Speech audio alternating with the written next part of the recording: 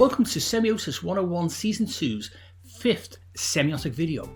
If you've watched Semiosis 101 videos before, then you'll already know I am Dave Wood. Season 2's semiotic theme is a semiotic Rosetta Stone, which is a metaphor to the unlocking and designer-centric translation of Charles Sanders Peirce's semiotic theory of semiosis, sign action.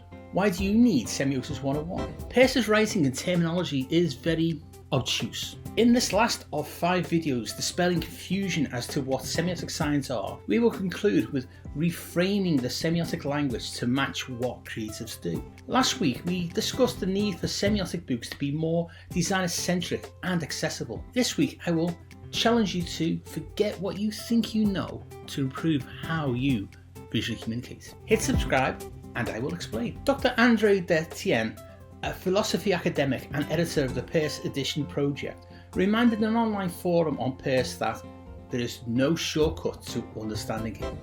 One has to capture the evolving continuum of Peirce's thinking without reducing his thoughts to scattered or detached points. In my semiotic Rosetta Stone design research, I am seeking a suitable meta-language as an interface between Peirce and visual communication creatives that transmits the essence of Peirce's thinking into a creative application.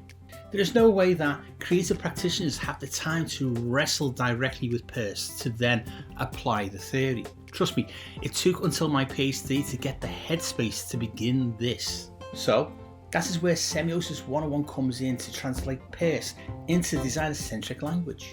I do agree with Dr. Tien that there is no shortcut. In a vox pop at the 2022 SemioFest, the Mexican semiotics professor Roman Esquada related an interesting anecdote about a semiotics congress with 10 semioticians to design students. One design student asked them all, "Why, if you are experts on semiotics, no one understands what you are saying?" That was when Esquada realised semioticians needed to do something different. In a strange parallel, in 2013, I attempted to communicate Peirce's semiotic theory for the first time. This was at a talk to design teams at the User Experience Professionals Association, Scotland. In my anxiety at only beginning to understand Peircean semiotic theory, I made an embarrassing error in front of these design professionals. I assumed that I was the Dumbo in the room, about to talk to an informed audience on a well understood topic. Now, you're probably already ahead of me on how this panned out. Yes? Yes, you are. Feeling that in my 40s I was the ignorant one in the room, having only just got his head around semiotics, I launched into my research presentation with fake confidence. I was throwing out Peircean terms left, right, centre, a representative here, an interpretant there, a dynamic object to the back of the audience, and a synth sign to the front row. What I received in return were blank faces, yawns, polite embarrassed smiles, apathy, and a look of thinly disguised horror on the event host's face sitting in my eye line at the back of the audience. Very quickly I realised that I was not the late one to the Peircean semiotic design party. I was the only party goer. This lost audience of designers taught me an immediate lesson. Yes, the designers had an awareness of semiotics, but no knowledge of Peirce. After the talk, I shared a lift down with one of my research participants who I had featured in my presentation. I asked her what she had thought. She was not a designer and was just a research participant, so the design specific elements I had presented were of interest to her. But all the semiotic theory went over her head. Unfortunately, this theory also went over the heads of the assembled audience of design professionals too.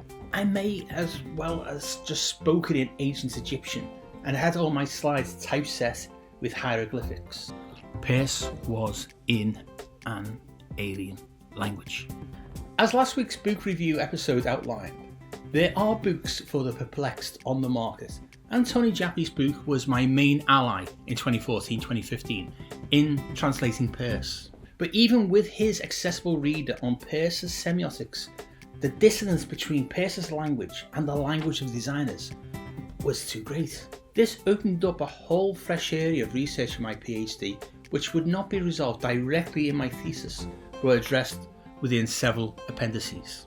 It was these appendices, after gaining my doctorate, that have since spun into these Semiosis 101 videos. After all, if I had to work hard at Peirce at doctoral level and my Viva examiners were also ignorant of Peirce, then there was a need for a designer-centric version of Peirce's theory of semiosis. In these Semiosis 101 videos, with 20 videos per season, I'm currently planning season 4 for 2024, I unpack Peirce in 10-minute, bite-sized chunks. With each video, I am slowly evolving the designer-centric terminology as a meta-language, trying to walk the tightrope between avoiding dumbing down or miscommunicating Peirce, and finding the best terminology that equates to designer's practice. This is precarious, but like any tightrope walker, I do have a safety net if I slip. These videos are a conversational tool rather than being set in stone.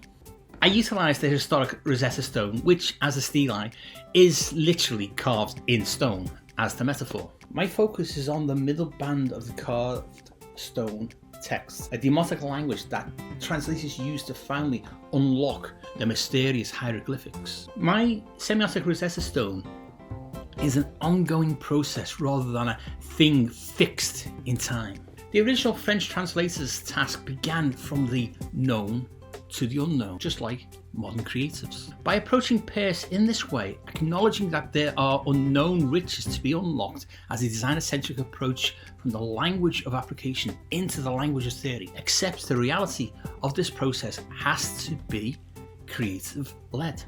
As the anecdotal evidence from Mexico and my own Edinburgh talk demonstrates, the theory down to practice approach is flawed. It has to be from the known to the unknown to have a chance of being meaningful to the very people, you, who will benefit from a clearer understanding of Peirce. It's not enough to hope Peirce's terms will resonate with practitioners if frequently repeated.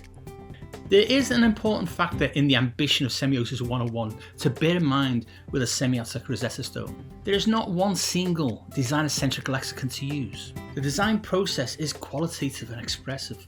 Design is influenced by a range of theoretical and practical influences, and the language that a designer or illustrator inherits depends upon their design school teaching and the language their mentors have used. An example of this multifaceted lexicon problem can be illustrated with the different ways designers and illustrators refer to the sketching of a concept to demonstrate their intent to a client. To name a few alternatives, we could refer to this as a rough, a scamp, a sketch, or a visual.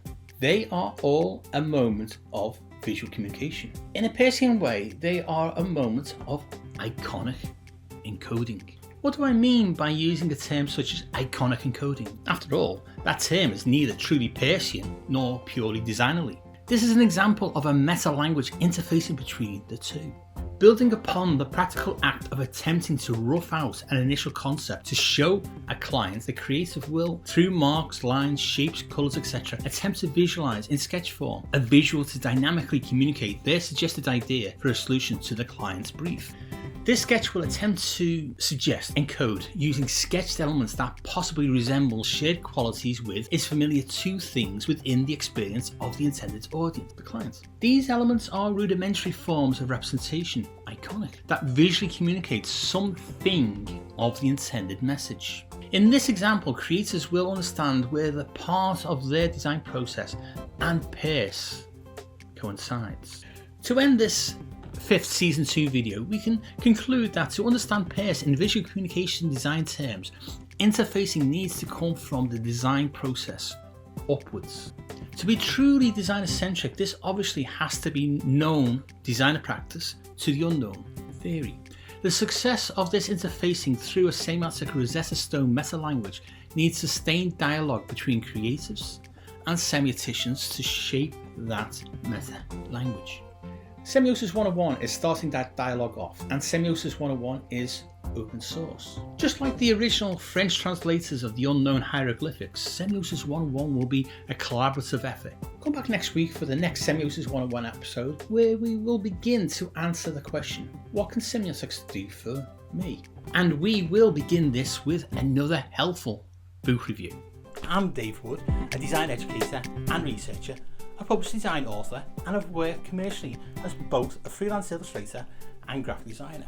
The guy behind the theory, Charles Sanders Peirce, was a philosopher, a mathematician, and a theorist, but he wasn't a creative.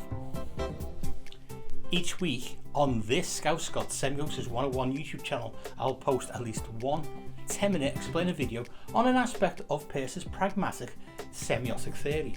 Each video will feature a take-home piece of applicable semiotic theory, and they do interconnect to build up your understanding of semiosis. Each free Semiosis 101 10-minute video will use designer-centric terms instead of theoretical language so that illustrators and graphic designers can understand and follow. As a fellow creative and a published design author, I have a link in the description to my Scout Scott website. If you are interested in reading my semiotic Rosetta Stone academic writing, then you can visit my academia.edu link in the description. Any other books on Peircean semiotics or design I've mentioned in the videos are also listed in the description. Check them out too. Thanks for watching. Check out the other videos, like and share them with your friends, and hit the bell and subscribe buttons to be notified when next week's video is published. You can also follow Semiosis 101 on the socials for updates. Hit Scout_Scott on Instagram and Semiosis 101 on Twitter. See you all again next week for more Semiosis 101 to help illustrators and designers to enhance your visual communication skills.